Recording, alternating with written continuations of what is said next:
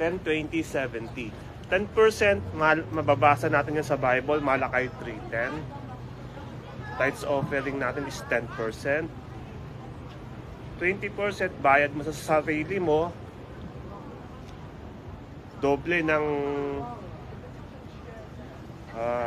percent na hiningi ni Lord. Bayad mo sa sarili mo. Ikaw ang nagkudkud ng kubeta, 20%, and then 70% para sa family mo. 1 Timothy 5 verse 8.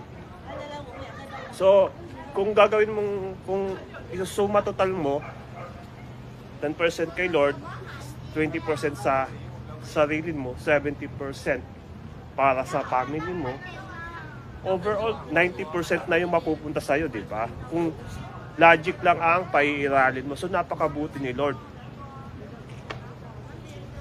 na 10% lang yung hinihingi niya sa atin. Mayaman man o mahirap, 10% lang ang hinihingi ni Lord. Abundance formula.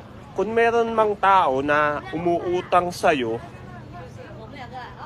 hindi pwedeng hihigit sa 10% ang ipapautang mo. Bakit? Kasi si Lord na nga mismo may nagsabi, di ba?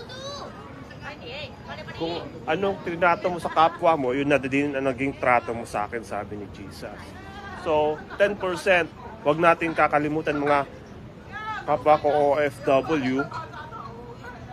Kaya maraming lumuluha, nasisirang mga samahan, relasyon, dahil sa tayo din mismo yung lumalabag doon sa sinabi ng Biblia eh. 10% lang kapag may uutang sa'yo. Halimbawa, domestic helper ka sa ngayon, minimum ang sahod mo, 5,000.